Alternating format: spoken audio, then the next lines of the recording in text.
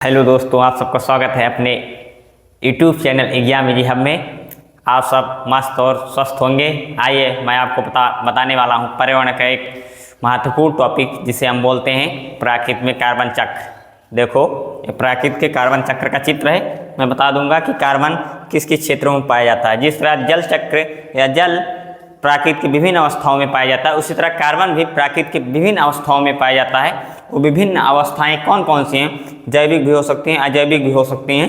एक दूसरे के सर्कल से जुड़े हुए होते हैं। आइए उसको मैं समझाने का प्रयास करूंगा, आपको बेहतरीन से समझाऊंगा। ठीक, आप समझने का प्रयास कीजिएगा, बस आप समझ जाएंगे। आप प्राकृतिक में कार्बन चक्र आप भूलेंगे नहीं। मात्र 2-3 मिनट में समझें। देखो, वायुमंडल में उपस्थित होता है कार्बन, कार्बनिक यौगिक पादप। पादप में आ जाते हैं पेड़ पौधे। मैं थोड़ा आपको पादप के समझने के लिए पेड़ पौधे बना दिया हूँ, जो नेक बेकार बनाए हैं उसको समझिएगा। देखो, पेड़ है, मतलब कार्बन कहाँ पाया जाता है? पेड़ पौधों से जितनी वनस्पतियाँ रहती हैं ये वायुमंडल में जाता है। फिर देखो, यहाँ से देखो, वायुमंडल में उपस्थित हुआ, फिर वायुमंडल से पादप पेड़ पौधे में आता है। फिर ये जो पादप से आता है निकल कर, देखो पादप से क्या क्या बनता है। जैसे पेड़ ओड़ आप जलाकर फिर क्या बनाते हो? कोयला, भट्ठी का प्रयोग करके कोयला बना जाता है। फिर कोयला को अपने पृथ्वी पर विभिन्न क्षेत्रों में उपयोग किया जाता है। ठीक, यहाँ कोयला से फिर इसको कोई अवस्थाओं में बना सकते हो? नहीं बना सकते हो। कोयला यहाँ आकर खत्म हो जाता है। फिर आ जाइए कार्बनिक यौगिक जंतु। देखो, कार्बन या कार्बनिक यौगिक जंतु में पाया जाता है। जंतु से मिलने वाले क्या क्या होते हैं? जैसे जानते हो, लंबे समय तक आप तुम या जैसे हम तुम किसी प्राकृतिक आपदा के द्वारा या मर जाते हैं किसी प्राकृतिक आपदा के द्वारा, तो आपको अगर उसी स्थान पर 100-200 सालों बाद अगर आपको वहाँ से अवशोषित किया जाएगा ना, तो आप पेट्रोलियम के रूप में निकलेंगे। पेट्रोलियम, ठीक, या अकार्बनिक कार्बोनेट सल्फी के रूप में निकलेंगे।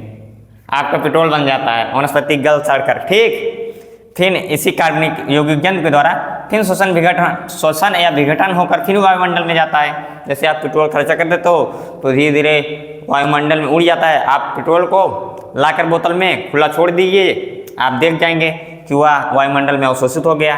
ठीक, आशा है कि आप इतने समझ गए होंगे। फिर देखो, वायुमंडल में उपस्थित कार्बनिक या कार्बोनेट पानी में। फिर देखो, पानी में क्या पाया जाता है? चूना पत्थर। जैसे चूना पत्थर उत्थर को आप अवशोषित करते हो, चूना ऊना को। फिर धीरे धीरे वायुमंडल की उपस्थिति का लास्ट चरण है चूना मंडल। अगर चूना को उपयोग कर लिए एक बार, तो चूना को फिर परिवर्तित कर किसी में नहीं बदल सकते हो। ठीक, चूना या आप बोल सकते हो कार्बन चक्र का अंतिम छोर है। तो आप आशा कर रहे हैं कि आप समझ गए होंगे। ये में कार्बन चक्र है, प्राकृतिक का कार्बन चक्र एक दूसरे से संबंधित हैं। ठीक, अगर अच्छा लगा हो तो चैनल को शेयर कीजिए और ज़्यादा से ज़्यादा लोगों के पास वो भेजिए, जिससे वो सब्सक्राइब करें अपना YouTube channel exam easy hub. Thank you दोस्तों, आई होप आप सब अच्छे और मस्त रहें। ठीक, मैं मिलता हूँ एक बेहतरीन और नेक्स्ट कंटेंट में कल।